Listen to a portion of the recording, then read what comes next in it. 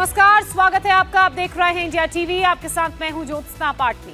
26/11 के आतंकी हमले को 15 साल बीत चुके हैं, लेकिन अभी तक 26/11 का मेन मास्टरमाइंड हाफिज सईद जिंदा है। पाकिस्तान में बड़े मौज से वो रह रहा है।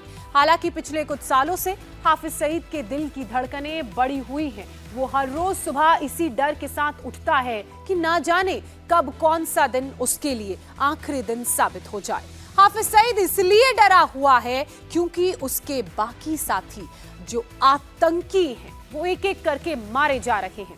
कोई अननोन गनमैन बाइक से आता है और पाकिस्तान के आतंकवादियों को मारकर चला जाता है। पाकिस्तान की खुफिया एजेंसी आईएसआई ने आतंकवादियों की सुरक्षा को और ज्यादा कड़ा और बढ़ा दिया है। जानकार ये बताते हैं कि जब तक 26/11 का बदला पूरा नहीं हो जाता तब तक यही सब होता रहेगा।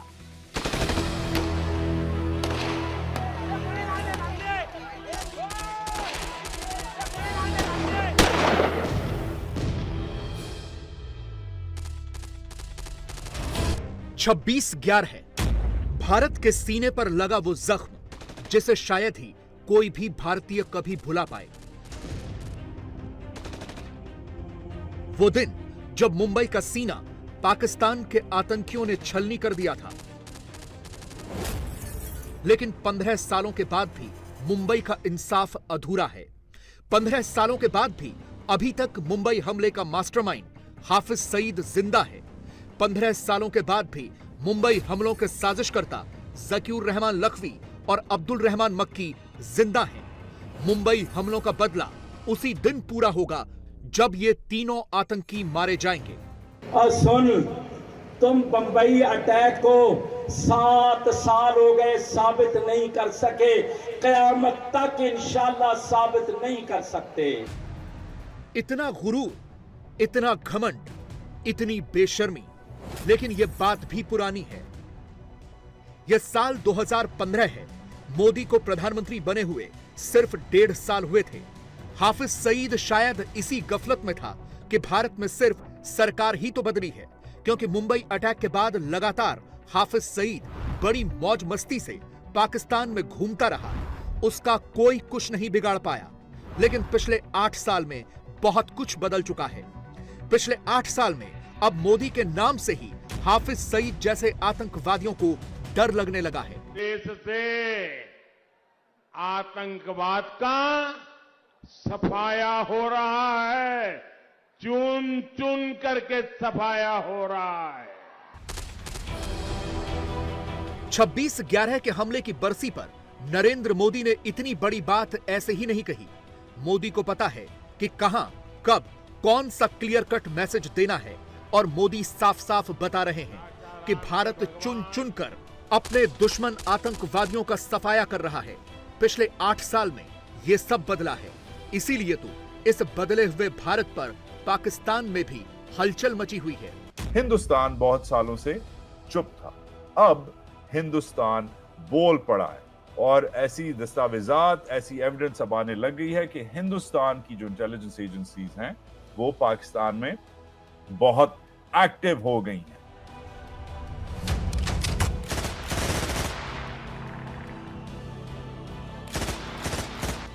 पिछले 2 साल में भारत के सीने पर जख्म देने वाले कई आतंकी जहन्नुम पहुंचा दिए गए हैं। इसी के बाद पाकिस्तान के आतंकियों में डर बैठा हुआ है।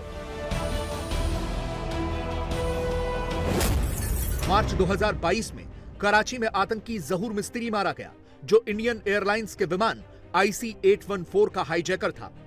8 सितंबर 2023 को पीओके में लश्कर के कमांडर अबू कासिम कश्मीरी को मारा गया, जिसने कश्मीर में कई आतंकी हमले करवाए। फिर इसी साल 30 सितंबर को कराची में आतंकी मुफ्ती कैसर फारूक मारा गया, जिसने 26/11 के मुंबई हमलावरों को कराची में शरण दी थी। 11 अक्टूबर को पठानकोट हमले का मास्टरमाइंड आतंकी शाहिद लतीफ सियालकोट में मारा गया। 5 नवंबर को एक और आतंकी ख्वाजा शाहिद का अपहरण करने के बाद पीओके में उसकी सिरकटी लाश बरामद हुई। वो 2018 के जम्मू कश्मीर के सुंजवान हमले का मास्टरमाइंड था। इसीलिए तो मोदी भी कह रहे हैं कि भारत के दुश्मन आतंकियों का चुन चुन कर सफाया हो रहा है।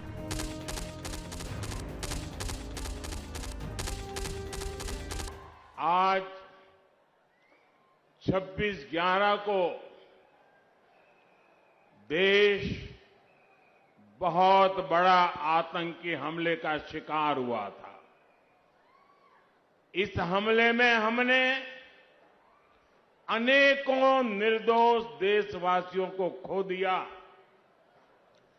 26/11 का ये दिन हमें ये भी याद दिलाता है कि कमजोर और असमर्थ सरकारें देश को कितना नुकसान पहुंचा सकती हैं।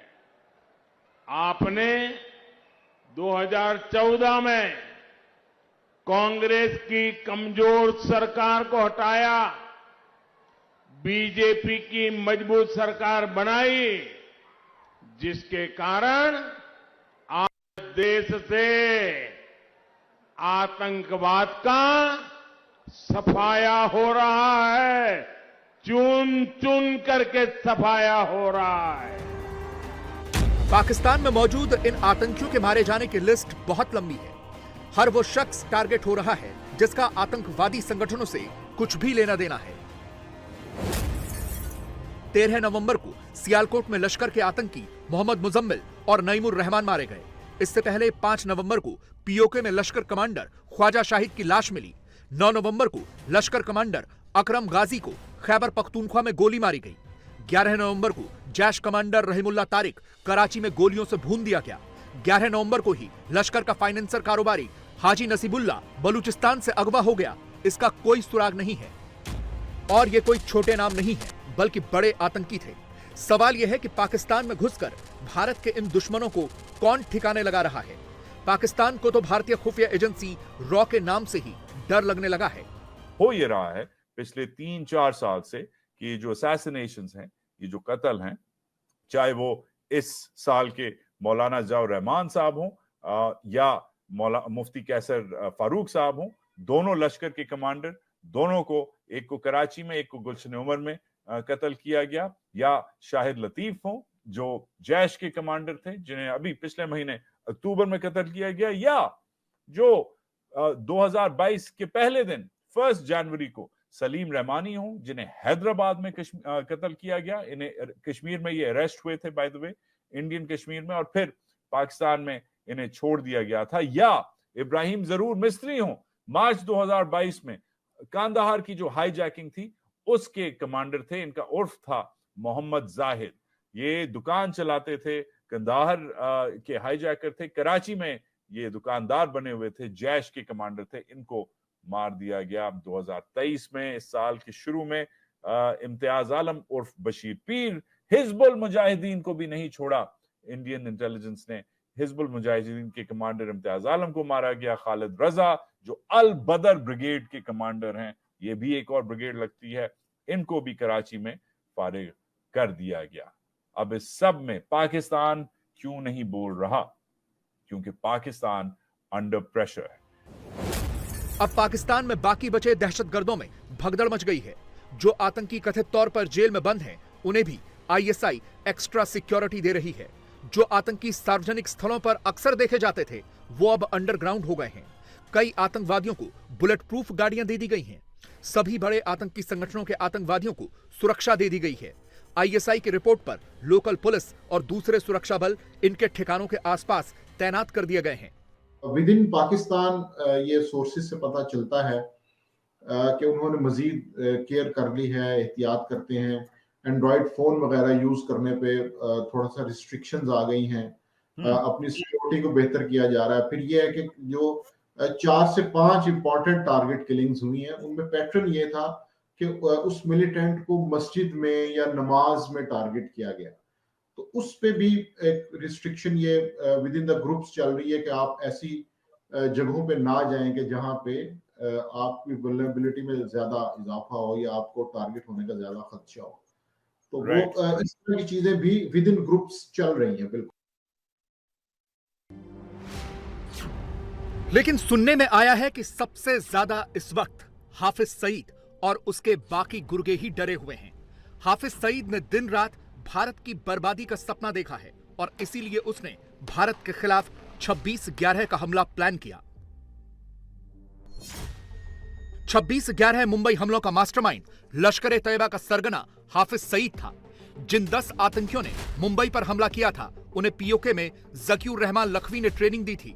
मुंबई की जिन जगहों पर हमला करना था, उनकी रेकी डेविड कोलमैन हेडली ने की थी। साजिद मीर ने हमले के दौरान आतंकियों के हैंडलर की भूमिका निभाई थी। कायदे से तो हाफिज सईद और उसके आतंकी संगठन को उसी वक्त उसी भाषा में जवाब दिया जाना चाहिए था, लेकिन भारत ने उसे इंटरनेशनली एक्सपोज करने में ज्यादा वक्त गुजारा, जिसकी वजह से पाकिस्तान में हाफिज और उसके गुर्गों की मौज आ गई। वो भारत पर लगातार आतंकी हमले के प्लान बनाते रहे। 1200 साल हम वहां हाकिम थे, मालिक थे।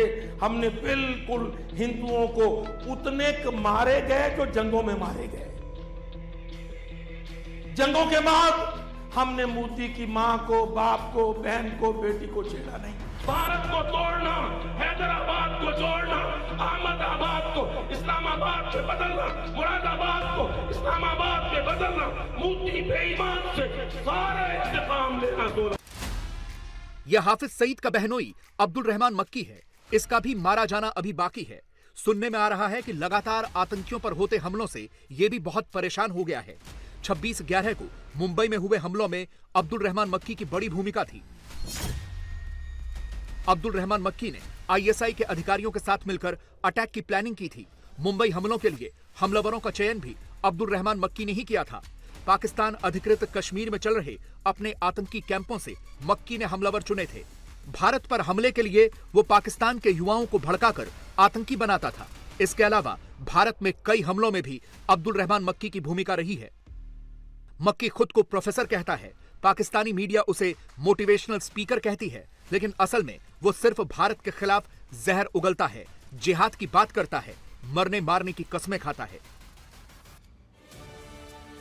लेकिन जब से मोदी की सरकार आई, इन आतंकियों के बुरे दिन भी शुरू हो गए।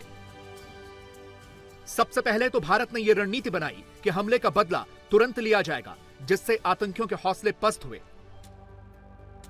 आतंकियों को यह कड़ा संदेश दिया कि अगर भारत पर हमला करोगे तो हम छोड़ेंगे नहीं, घर में घुसकर मारेंगे।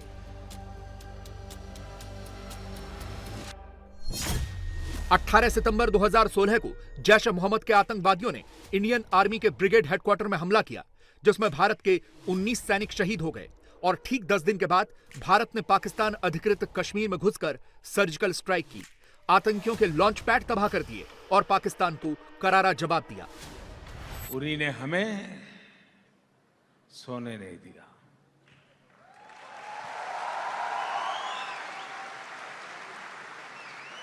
जो आग उस जवान के दिल में थी, वही आग इस प्रधानमंत्री के दिल में।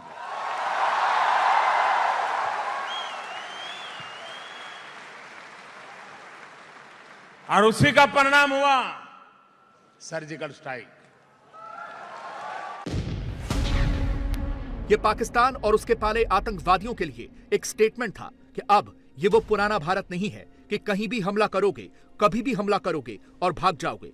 हालांकि पाकिस्तान के आतंकवादी सुधरे नहीं, छोटे हमले तो होते रहे, लेकिन 14 फरवरी 2019 को पुलवामा में एक बड़ा आतंकी हमला हुआ। सीआरपीएफ के जवानों से भरी एक बस पर सुसाइड बॉम्बर ने हमला किया। भारत के 40 जवान शहीद हुए। 14 फरवरी को हमला हुआ था और 26 फरवरी को भारत ने इसका बदला लिया। पाकिस्तान के बालाकोट में घुसकर आतंकवादियों के ठिकाने तबाह किए। जैश ए मोहम्मद के 300 से ज्यादा आतंकवादी मारे गए। यानी सीधा संदेश था कि अब घर में घुसकर मारेंगे।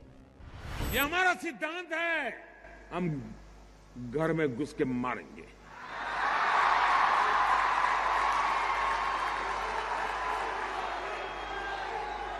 कोई देश ऐसी असहाय अवस्था में नहीं रह सकता है। 40 साल से आतंकवाद हिंदुस्तान के सीनों में गोलियां दाग रहा है जी। भारत मां की सीने में गोलियां दागी जा रही है, बम धमाके किए जा रहे हैं, निर्दोषों को मारा जा रहा है। लेकिन वोट बैंक की राजनीति में डूबे हुए लोग कदम उठाने से डरते हैं। मुझे सत्ता की कुर्सी की परवाह नहीं है, मुझे चिंता मेरे देश की। लेकिन सिर्फ इससे ही काम नहीं चलता, क्योंकि भारत के दोनों तरफ भी हॉस्टाइल पड़ोसी हैं, जो पड़ोसी देश होने के साथ साथ दुश्मन भी हैं। एक तरफ पाकिस्तान, दूसरी तरफ चीन से तो सीधे युद्ध ही होगा, लेकिन पाकिस्तान पिछले कई वर्षों से ऐसे ही आतंकवादी हमले भारत में करता और करवाता रहा है। इसके लिए पाकिस्तान ने कई तरह के आतंकवादियों को पाला हुआ है। हाफिज सईद से लेकर सैयद सलाउद्दीन तक और मसूद अजहर से लेकर कई छोटे बड़े आतंकियों तक पाकिस्तान के पास ऐसे आतंकवादियों की फौज है जो भारत पर हमला करने के लिए हमेशा तैयार रहते हैं। लेकिन भारत ने ऐसे आतंकी संगठनों की कमर तोड़ी। पिछले कुछ सालों में प्रधानमंत्री नरेंद्र मोदी ने पूरी दुनिया के सामने पाकिस्तान के आतंकी संगठनों की पोल खोली। लश्कर-ए-तैयबा, जैश-ए-मोहम्मद और हिजबुल मुजाहिदीन के खिलाफ ठोस कार्रवाई करने को कहा। सीधे इन आतंकी संगठनों के डोजियर पूरी दुनिया के सामने रखे। इन आतंकी संगठनों की बैकबोन तोड़ी। इन्हें होने वाली फंडिंग पर रोक लगाई। पूरी दुनिया में इनके अकाउंट्स और पैसे फ्रीज करवाए।